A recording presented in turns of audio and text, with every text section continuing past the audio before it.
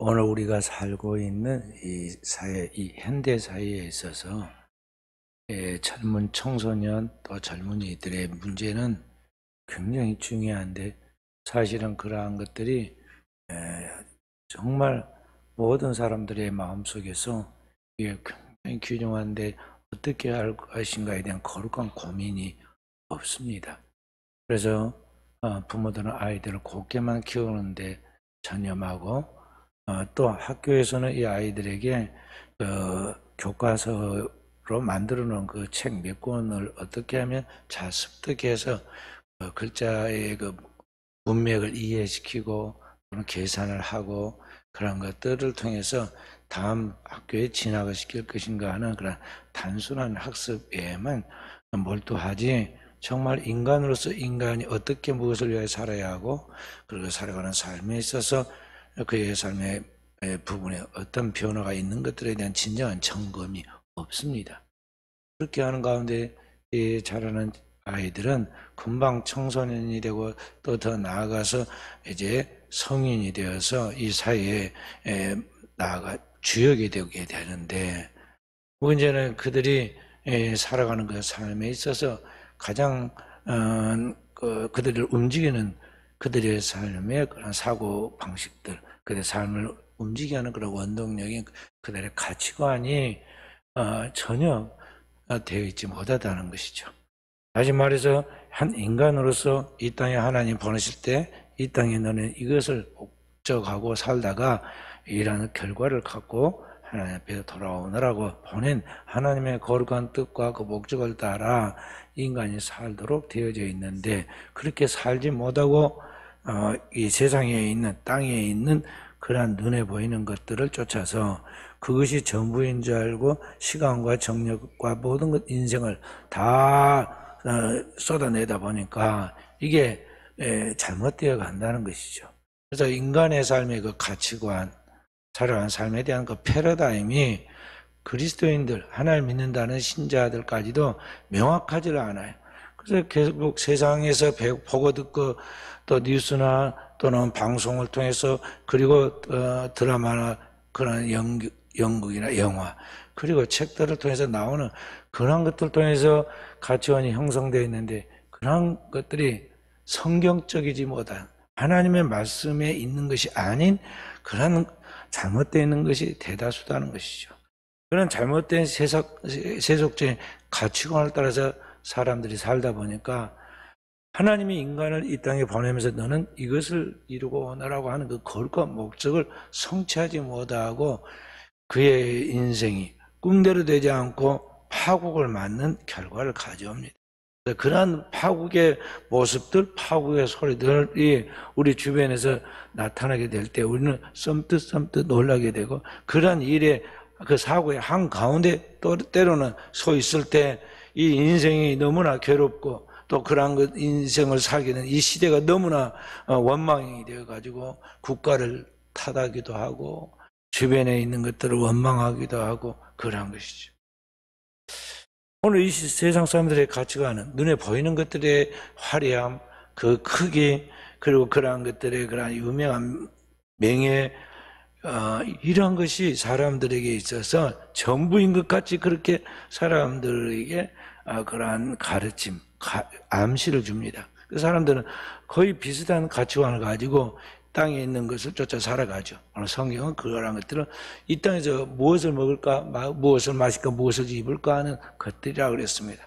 이 땅에 살아가는 삶에 있어서 이러한 기본적인 것들에 대한 것이죠.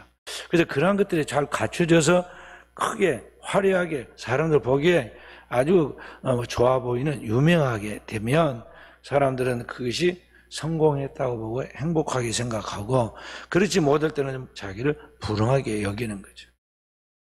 대다수 이 청년들은 이제 막 인생의 사회적 첫발을 내딛는 때라 그들은 굉장한 나름대로의 꿈과 이상을 가졌다 하더라도 그들이 내딛는 사회적 첫발은 너무나 그들의 현실과는 맞지 않는, 그들의 이상과는 맞지 않는 현실을 경험하게 돼요. 그래서 출발할 때부터 그들은 큰 좌절을 맛보게 되고 낙심하게 되죠. 그리고 이 사회에 대하여 혼란해서 사회를 원망하기도 합니다. 그리고 그러한 것이 한 곳에서만 그런 것이 아니라 밖에서 나가서 직장에서도 집에 들어오면 가정에서도 그리고 그들이 살고 있는 그 어떤 공동체에 가면 그 공동체에서도 똑같이 그런 것들을 바라보면서 꿈과 이상에 따른 현실이 맞아떨어지면 좋지만 그러한 것을 100명에 1명이나 있을까 또는 1000명에 1명이나 있을까 하고 거의 그런 일이 없기 때문에 현대인들 중에 그런 인생의 경주에서 처음부터 낙오자가 되어서 자기만 정말 인생에서 불행한 사람이라고 느끼는 사람들이 젊은이들이 이제 땅속에 두더지가 들어가듯이 굴을 파고 들어갑니다. 그래서 우리 사회에서는 은둔의 외톨이라고 부르고 있죠. 그런 외톨이들이 한 우리나라의 도시 중에 우리나라의 시가 한 50개 정도 되는데 그 전국을 통틀어서 있는 한 50개 정도의 그 시 중에 하나만큼 한 도시만큼 지금 숨어있는 은둔형 외톨이들이 있다는 것입니다. 그리고 그들이 언제든지 잠재적인 그런 사고를 불러일으킬 위험이 있는데 그 폭탄을 안고 있는 것 같이 위험한 이 세상 속에 우리가 지금 살아가고 있는 거예요. 그는 지금 일단 청소년들만의 이야기만 지금 제한시켜서 이야기를 한 것입니다. 거기에다가 외국인들, 들어온 외국인들, 북쪽에서 탈출해 나오는 탈북인들, 또 우리나라 속에 지금 현대사회의 여러 다양한 그런 그 취향을 가진 사람들과 어울리면요, 우리나라는 여기저기가 완전히 지뢰밭이라고 볼 수가 있어요. 그 속에서 우리가 살아가는데 하루하루 사는 게 사실은 기적이에요. 하루하루 우리가 사고 없이 안전하게 산다는 것이 이게 은총이라는 것이죠. 그래서 오늘의 사람 우리 그리스도인의 정신을 바짝 차리고 살아야 돼요. 성경은 오늘 하나님의 말씀 속에서 우리가 하루하루를 어떻게 사느냐 그게 중요하다고 말씀하고 삶의 목표를 분명히 하나님의 영광을 위하여 하나님 나라 의를 구하라는 것과 그 하나님 앞에서 오늘 하나님의 영광을 산다는 것은 뭐냐, 대단하게 하늘에 올라가서 뭔가를 하라 그게 아닙니다. 바다 건너 멀리 가서 무엇을 하라는 것이 아닙니다. 하나님은 바로 오늘 살고 있는 내 삶의 자리, 이 삶의 한 가운데서 만나는 사람들과 내가 지금 하고 있는 그 일을 어떻게 하면 아름답게, 어떻게 하면 행복하게, 어떻게 하면 기쁘게 그걸 만들어갈 줄 아느냐, 그것이 그리스도인의 삶이라고 가르쳐주고 그렇게 하도록 하라고 가르치고 있어요. 그래서 한마디로 말씀한 것이 구약성의 전도서 12장 1절입니다. 뭐라고 말씀하셨느냐? 전도서 12장 1절 함께 읽어봅니다.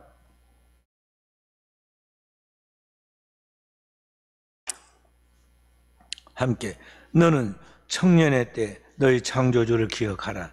곧 공부한 날이 이르기 전에 나는 아무 낙이 없다고 할 해들 가깝기 전에 해와 빛과 달과 별들이 이르기 전에 어둡기 전에 비 뒤에 구름이 다시 일어나기 전에 그리하라 그랬어.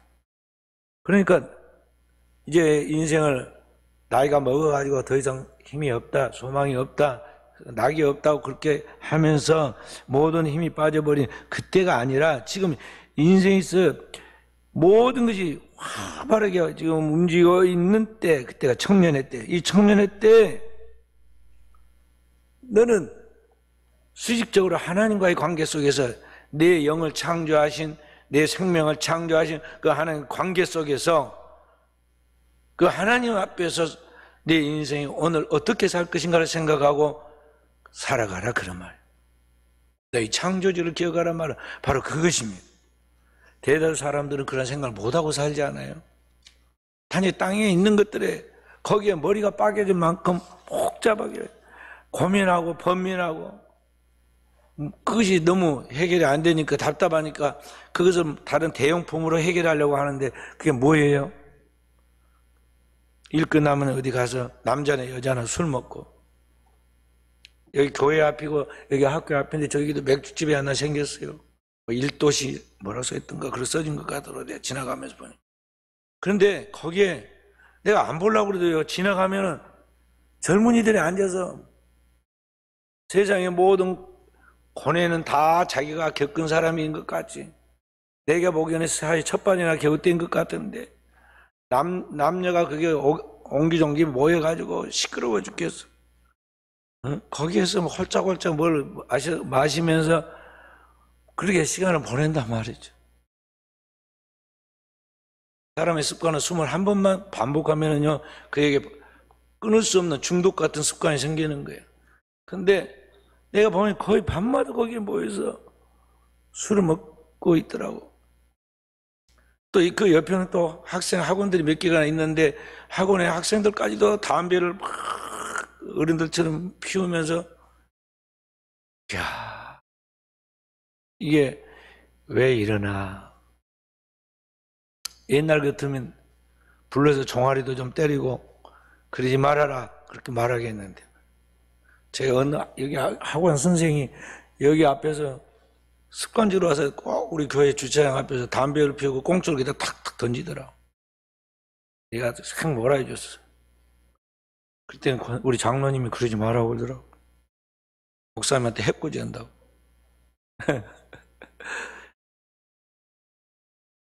그런데 어찌됐든 지금 그 인생에서 마치 꽃봉오리가 탁 피어오를 때 같이 아주 싱싱하게 꽃이 물을 머금고 수분을 공급받아가지고 그 꽃이 아름답게 피어있는 그 절정의 순간 같은 때가 이 청년의 때예요. 이때 그를 창조하신 하나님과의 수직적인 관계 속에서 주님의 뜻이 무엇이고 무엇을 위하여 인생을 살아야 하고 어떻게 살 것인가에 대하여 거룩한 고민을 하고, 그 하나님 앞에 기도하면서 자기 인생의 답을 찾고 그렇게 살아가는 삶을 하나하나 훈련해서 거룩한 경건을 연습해야 할 때에, 이 하나님과의 관계 속에서의 그런 건 아무런 개념이 없이 이 땅에서 꼭 마치 벌레처럼 동물처럼 무엇을 먹을까, 무엇을 마실까, 무엇을 입을까 맨날 거기만 관심을 갖고 있다는 거죠. 이 옷이야 뭘 걸치면 뭔 상관이에요. 사람이 옷을 결정한다니까. 근데 자꾸 사람들은 옷이 사람을 결정한 줄 알고 옷을 위해서 막 고민을 엄청 많이 하잖아요. 세상 사람 우리는 하늘과 땅이 바뀌듯이 바뀌어야 돼. 가치관의 패러다임, 세계관이 바뀌어야 한다는 것이죠. 그래서 이 청년의 때 바로 이런 것들이 하나님 앞에서 확실하게 영적인 균형이 잡혀야 하고, 하나님 앞에서 거룩한 기초가, 베이스가 쌓여야 하는데, 그 베이스가 뭐냐면 하나님의 말씀을 통하여 우리의 삶의 모든 것들이 딱 틀이 짜여져야 한단 말이에요. 이때 안 세워지면 일생을 우리가 살아도 나중에 뭐 국회의원이 되고 나는 국무총리가 되고 뭐 대통령이 돼도 그게 아니에요.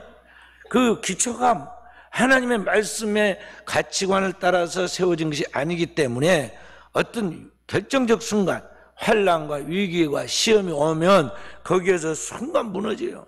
바람이 불고 장수가 나고 그렇게 하면은 결국 모래 위에 지은 기초가 튼튼치 못한 집은 순식간에 무너지고 다시 일어나지 못한 것 같이, 아무리 사회적으로 대단한 지위를 쌓고 대단한 권력을 쌓고 대단한 부를 쌓고 이 세상 사람들이 다 부러워하는 만국의 영화를 소유한 것까지 보일지라도 그 안에 하나님의 말씀에 대한 확실한 진리가 기초가 되고 그 말씀에 대한 믿음이 그를 지탱해 나가는 것이 아니면 한순간에 무너져요. 대통령도 감옥에 가고 국무총리도 감옥에 가고 대통령도 자살하고 재벌 회장도 자살하고 아니면 감옥에 가고, 그게 뭐예요? 그게 바로 기초가 하나님 말씀이 아니다는 거예요. 그걸 우리한테 지금 산 교육을 시켜주고 있어요. 그래서 우리는 바로 오늘이라는 이 삶을 하나님이 딱 주어진 것은 하루 모든 동물이나 식물이나 사람이나 똑같이 하나님이 공평하게 하루를 선물로 줘요. 우리의 인생이라는 것은 긴 것 같지만 자세히 뜯어보면요 하루예요. 오늘을 살아가는 거예요.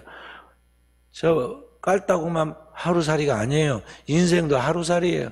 하루 살고 오늘쯤에 죽을지 살지는 내일 돼봐야 알아. 하나님 내일 살려주면 살 것이고, 그러면 오늘 저녁밥까지 맛있게 먹었는데 아침에 눈 못 뜨고 죽은 사람이 많아요. 내일은 내일 또 생명을 하나님이 주시해서 사는 거예요. 그래서 모든 생명이 그러다는 걸 알고 오늘을 어떻게 살 것이냐, 오늘을 살 때 하나님 앞에서 하나님의 말씀을 따라 하나님의 말씀의 목표를 가지고 오늘을 최선을 다해서 살아라 하는 것입니다.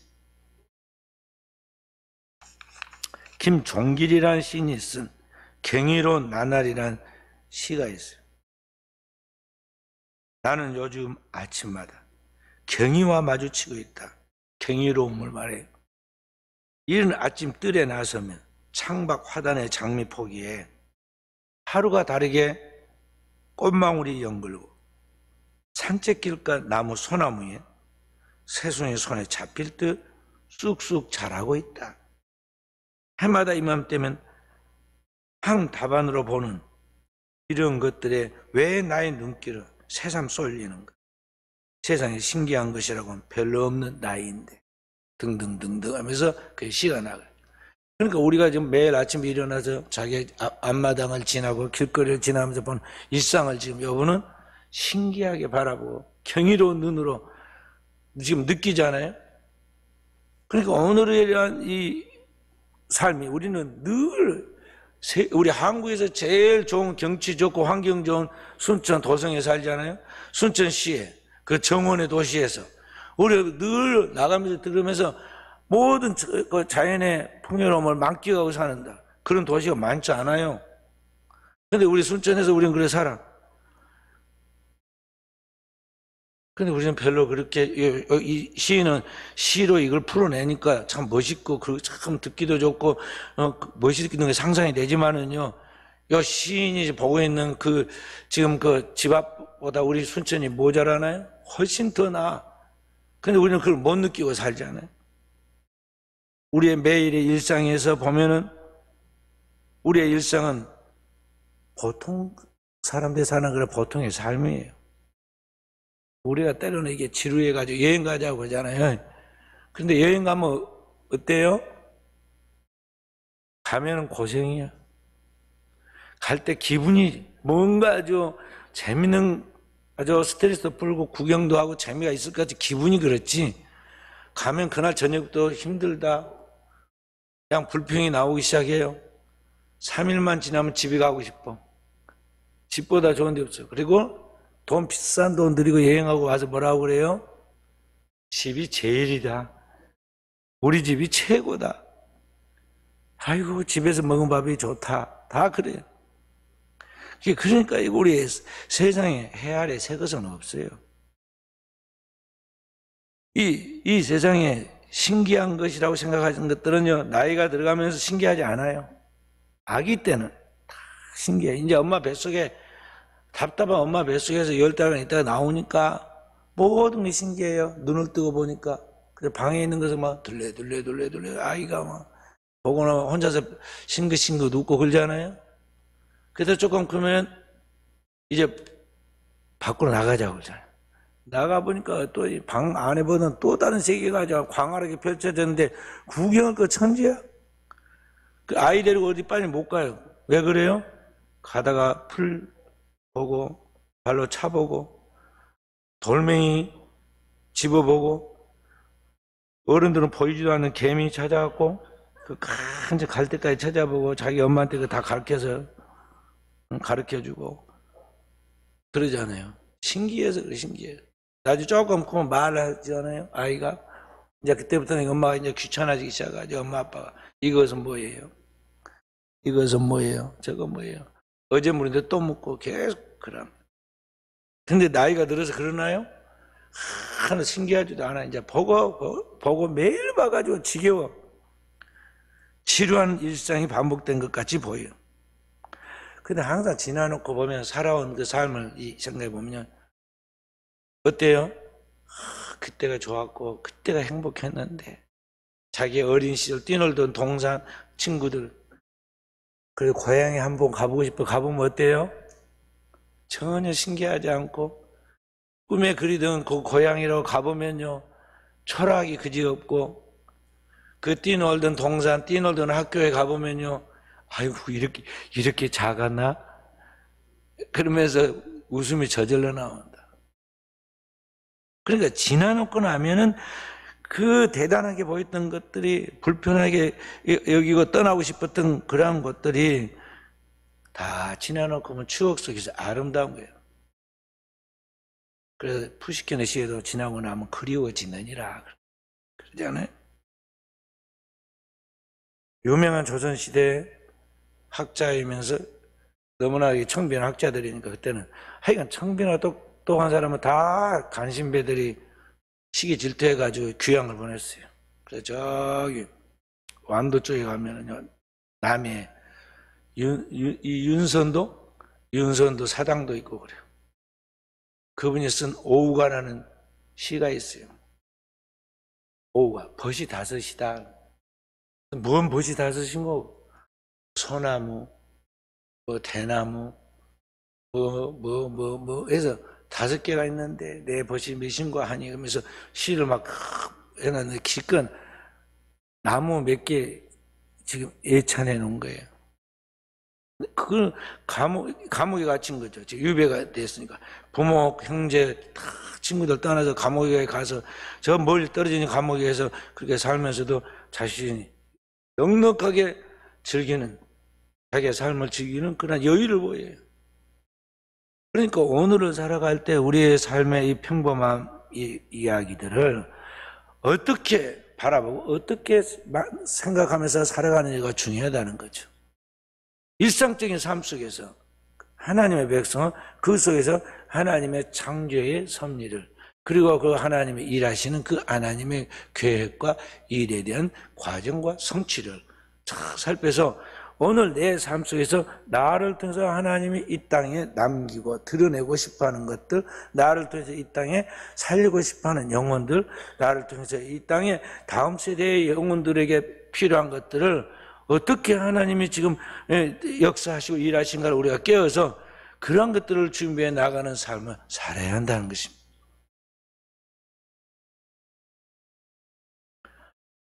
그러면 이 작은 차의 작은 변화가 그게 작은 게 아니에요. 결국에 물방울 하나가 그 낙수물이 바위를 쪼갭니다. 그 나무 뿌리 하나가 저 큰 산에 있는 바위의 틈을 파고 들어가서 큰 바위를 쪼개버려요.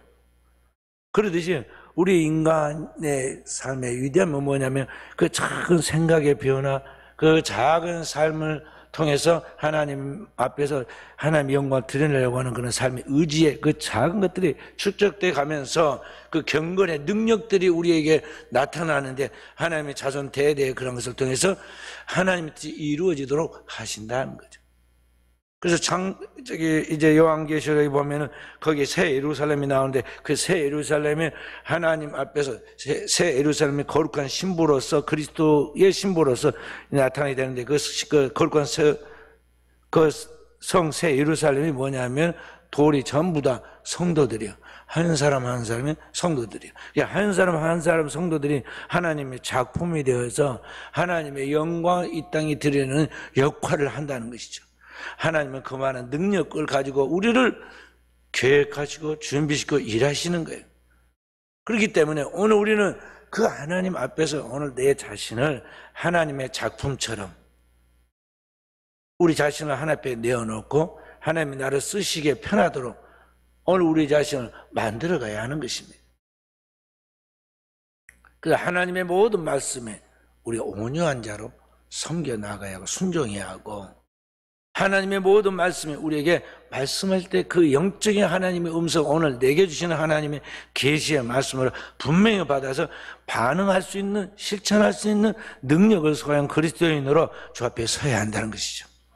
4,000년 전에 아브라함만 선지자가 아닙니다. 지금부터 3,400년 전에 모세만 출애굽한 이스라엘 백성들 이끄는 지도자가 아니에요. 오늘의 이 시대에 진정한 믿음의 선지자들, 주의 종들이 누구냐? 오늘 주님을 진정으로 믿었다는 저와 여러분이다 이 말이에요. 그래서 주님은 우리를 살펴보고 우리를 주목해보고 있어요. 운동장에 1,300명의 학생이 있어도 그 많은 학생들 속에 엄마와 아빠는 자기 아들이 어디 있는지 뭘 하는지 딱 알아봅니다.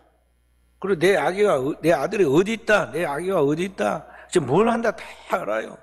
그 많은 1,300명의 소리에서 자기 아들의 소리를 딱 듣고 있습니다. 그래서 금방 반응해요. 하나님도 그러하시다는 거죠. 하나님은 눈이 7개예요. 성경에 보면은 7눈을 가진 7눈, 7영 그렇게 나. 그게 뭔 말이냐면 우리는 눈이 두 개인데 하나님 눈이 일곱이면 이상하다고 생각하겠지만 그래서 하나님의 완전한 그런 뜻이에요. 일곱이라는 것은 하나님의 완전함을 뜻하는 숫자예요. 하나님이 완전하게 우리를 살펴보신다는 것이죠. 역대하 16장 9절에는 하나님 온 땅을 두루 감찰하사 전심으로 자기를 행하는 자에게 능력을 베푸신다. 그래서 하나님은 절대 실수하거나 우리처럼 그냥 대충 모르고 지나가는 법이 없어요. 온 땅을 두루 감찰하고 또 감찰해요. 전심으로 자기를 행하는 자에게. 다윗은 시편 40편에 보면 주께서 귀를 기울이사 나의 신음소리를 들으시고 나를 깊은 수렁과 웅덩이에서 끌어올려서 나를 반석 위에 두신다. 그래서 내가 그 하나님의 놀라운 역사를 체험한 사람으로서 구원의 하나님께 내가 새 노래로 찬송한다고 그렇게 노래했어요. 우리는 매일 일상 속에서 그런 하나님을 만나고 그런 하나님을 체험하고 그런 하나님을 우리의 삶을 통해서 사람들에게 증거해야 하는 것입니다. 그것이 오늘을 사는 하나님의 자녀로서 그리스도인 여러분과 제 해야 할 일이다 하는 것이죠. 다 목사니까 될 것이다 속지 마세요.